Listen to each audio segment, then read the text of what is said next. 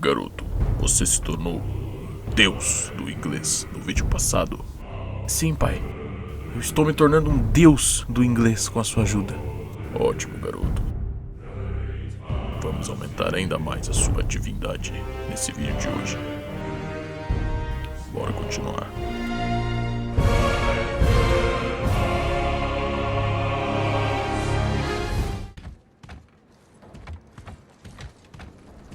He doesn't know anything. You lost control. That thing was trying to kill us.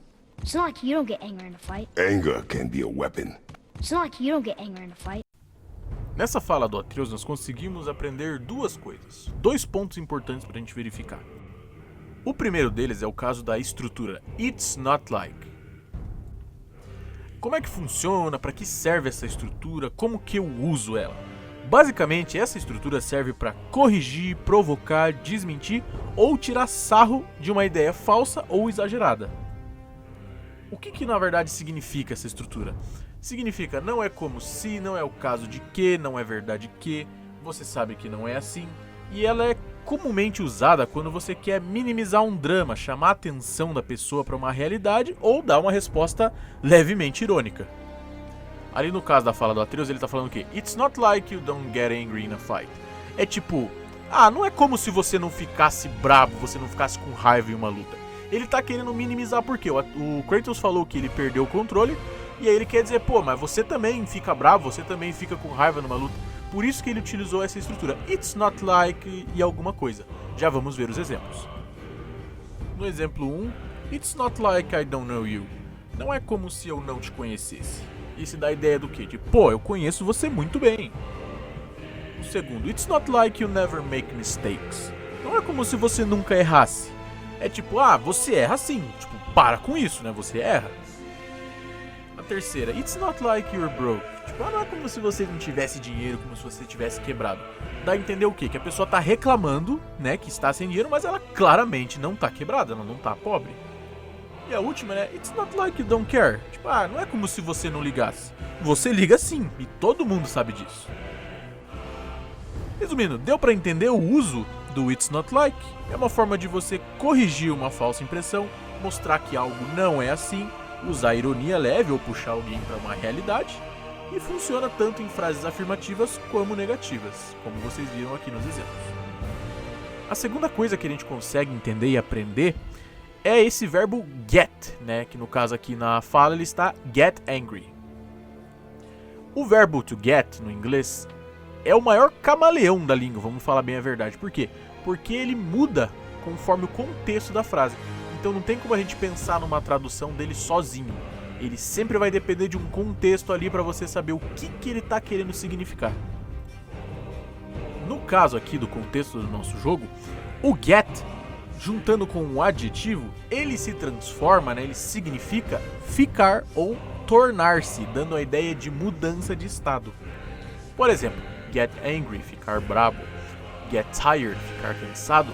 Get sick, ficar doente. Get nervous, ficar nervoso. Get excited, ficar animado. Perceba que é tudo mudança de estado. Perceba que existe uma transição, tipo calmo, get angry, bravo. Descansado, get tired, cansado. O get funciona como se fosse uma setinha que transforma um estado em outro estado. Ou seja, então quando você ver o get mais um adjetivo, né, uma característica, lembre-se disso. O get não significa pegar nesse caso. Ele vai significar ficar daquele jeito, se transformar ou mudar o estado que você está. In a fight. Anger can be a weapon. Nesse próximo diálogo nós temos 3 pontos de interesse para a gente poder aprender com essa fala. O primeiro deles é o verbo modal can. Can é um verbo que expressa possibilidade. Por exemplo, ele não está dizendo que a raiva é uma arma o tempo todo. Ele está dizendo que ela pode se tornar uma arma. Ela tem essa possibilidade dependendo de como você usa. Ou seja, o can traz essa ideia de potencial, algo que existe dentro de você, mas só se manifesta se você permitir. Então, quando o Kratos diz anger can, ele está dizendo o quê? Que a raiva tem o poder de, a raiva pode se tornar, e aí no caso, né, pode se tornar uma arma, como ele disse para o Atreus.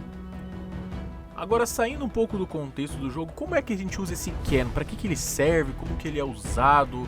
Qual o significado dele? O can tem 3 maneiras de você usar. A primeira delas indica capacidade. Nós usamos can para dizer que alguém é capaz de fazer algo. Por exemplo, I can swim. Eu sei nadar. She can speak English. Ela sabe falar inglês. No caso, ela tem a capacidade de falar inglês. Então, o can fala sobre a habilidade. A segunda maneira de usar o can é a possibilidade. Quando algo pode acontecer, quando existe um potencial. Por exemplo, it can rain later, né? Pode chover mais tarde. Anger can be a weapon. A raiva pode se tornar uma arma. Ou seja, o can não promete nada, não garante nada. Ele só diz isso. É possível. É como um aviso. Você tem essa força dentro de você. Ela pode virar algo destrutivo ou pode ser usada a seu favor. O terceiro uso é permissão. É aquela maneira de você dizer: posso fazer algo? Você pode fazer algo. Você não pode fazer algo. Por exemplo, can I go? Posso ir? You can sit here. Você pode sentar aqui. You cannot sit here. Você não pode sentar aqui. Então esse can ele dá a entender a permissão, tanto pedindo permissão, quanto dando ou negando a permissão. Resumindo, o can sempre vai expressar capacidade, o que você consegue fazer, possibilidade, o que pode acontecer, e permissão, o que é ou não permitido. Tranquilo? Lembrando que nesses 3 modos, seja eles de capacidade, possibilidade ou permissão, você pode perguntar ou negar também, tá? Não é exclusivo só da permissão. Você pode falar que alguém não é capaz ou perguntar se alguém é capaz de fazer algo. Você pode perguntar se algo é capaz ou não é capaz de acontecer. E você pode perguntar ou falar que não tem permissão alguma coisa. Beleza? O próximo ponto que nós conseguimos analisar nessa frase é o be. O be você já deve conhecer, né? Esse aí é o terror de todo mundo que estuda inglês na escola. É o famoso verbo to be. Só que neste caso ele não tá daquele jeitinho tradicional que a gente vê o am, are, is. Ele tá na forma padrão dele mesmo. Ele está escrito be. E por que ele está be e não tá am, are, is? Que a gente já aprendeu inúmeras vezes na escola, né? 2, 3, 4, 5 anos aprendendo isso.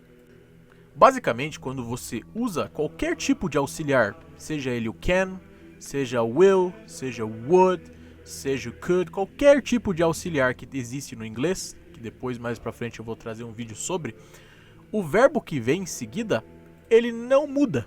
Então ele fica na forma original de fábrica dele. A forma original de fábrica desse verbo é como? É be. Então se você vai falar can junto com o verbo to be, ele fica can be. E isso, como eu disse, com qualquer auxiliar. Por exemplo, se fosse com o auxiliar will, seria will be. Se fosse com o auxiliar could, seria could be.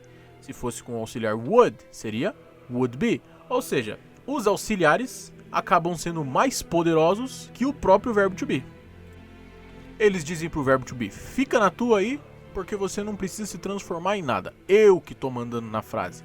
Você só fica do jeito que você veio de fábrica aí, bonitinho, pianinho, e não enche o saco. Ah, mas o significado do be muda por ele estar assim? Porque eu aprendi que I am, you are, he is.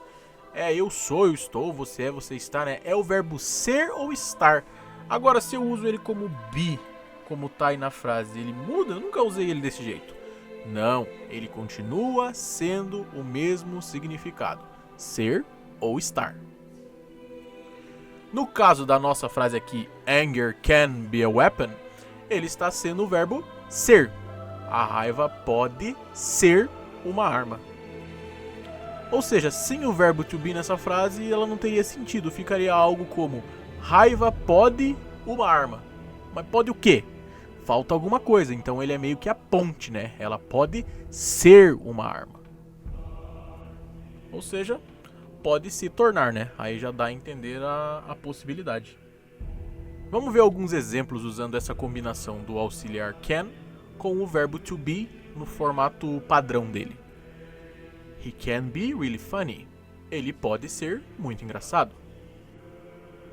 Silence can be powerful. O silêncio pode ser poderoso. She can be annoying sometimes. ela pode ser irritante às vezes.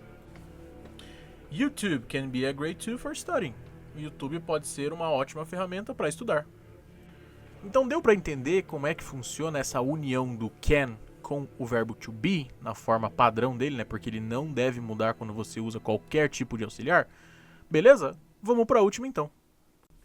E o último tópico que a gente consegue ver aqui nessa frase é o artigo indefinido a, que na verdade tem mais um, né? Eles são irmãos. Temos o a e temos o an no inglês. Primeiramente, o que eles significam? A e an significam a mesma coisa, um ou uma. É quando você não quer dizer algo específico, você quer dizer algo tipo qualquer um dentro dessa determinada categoria.